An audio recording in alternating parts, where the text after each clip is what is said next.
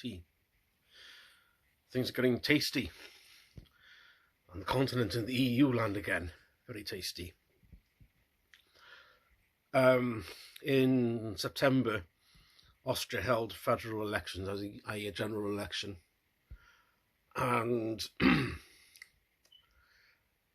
party with the most number of votes was the Austrian Freedom Party,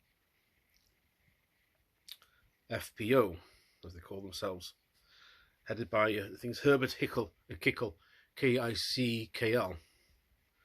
So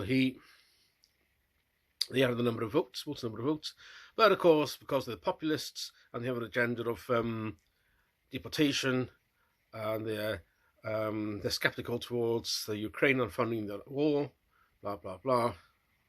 They're seen as far right and all the buzzwords.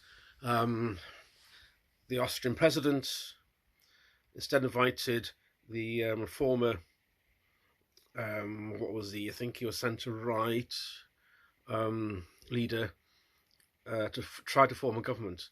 He tried that twice and failed, even though his party wasn't the largest one. So he resigned. Von Neumann. He resigned over the weekend after the failure of the second attempt to form a government, and he resigned as leader. So he's out. The president then had no choice but to invite the leader of the Austrian Freedom Party, Kickl, to attempt to form a government. You know, as his party was the largest one in the elections there behind, they were absolutely determined to keep him out, which is why those coalitions failed. And the centre-right party, whose leader von Neumann just resigned from, could well end up in the coalition. Has a new partner new leader, who is more amenable to working with the FPO in coalition. So that's on the cards. Coalition between the two right wing, with the FPO in charge, being the largest party. And many similarities between the FPO and Viktor Orban's party in Hungary.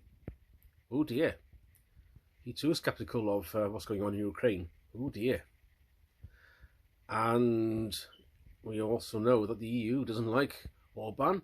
The EU doesn't like Austrian Freedom Party. Oh no. Yes, so things are getting a little bit sort of touchy in Brussels. There's fears, he says, that they might see a resurgence of an Austro-Hungarian Empire. The reality is, Austria will join the Visegrad bloc of Hungary, Czechia, Slovakia, possibly Poland, but they're on the ice after Donald Tusk became Prime Minister.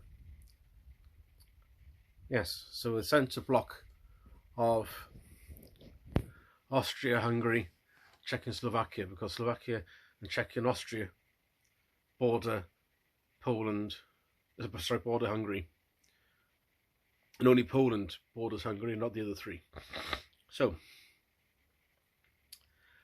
and their policy of deportation, or sorry, remigration is the polite way of putting it, is the same with Sweden. They're paying 12,000 krona per migrant, invitee, however we want to put it, to leave and never come back. 12,000 each. And now, if you're any Swedish association or Swedish citizenship or whatever else, just get out and never come back here again. Finland are doing something very similar, and Denmark are doing their best to make the places as hostile as they can.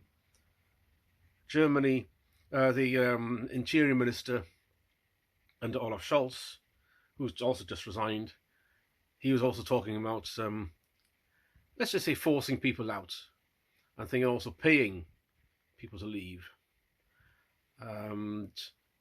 Same has been touted in France, and the Interior Minister in France, under the shell of the government there, was talking about forcing out those who didn't hold French values, and who like to go to the whole snack bar in the crowded places and all the rest of it.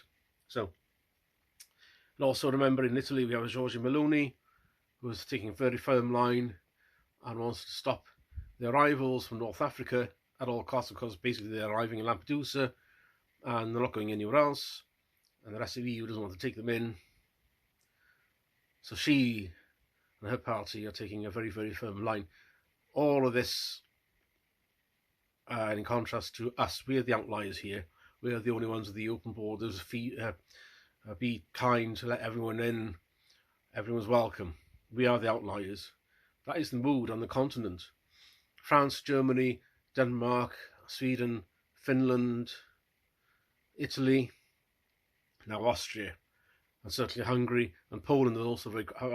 Poland have slammed the border shut. They're defending their border with military to prevent any invaders. We are the outliers here. So the rest of Europe has gone firmly to the right, if you look at it that way. Back to sanity and keeping the borders secure, and in only keeping people in them who actually want to fit in, who are harmonious, and deport those who aren't. Oh, can't we have that here? I mean, that's been fascist, far right, and doubtless all those leaders will end up in the gulag if they dared to set foot in the UK or something. I don't know what he is thinking of these days. But that's the direction of travel across the EU land, in case you weren't aware. It's a good idea to keep on top of what's going on. For those who want to rejoin the EU, that's the EU, we will be rejoining when it's careering off to the right, wanting secure borders. And Ursula von der Leyen and the rest of the commissioners, all the rest of them, they would have no option but to go along with this if they want to keep some sort of a semblance of control, because the rest of the EU is saying, well, no, we're not doing any of that, thank you. We're going to keep our place secure and stuff you. And the EU has to go along with that, because you can't sanction everyone. If you sanction everyone, then you come to a standstill. Funny that.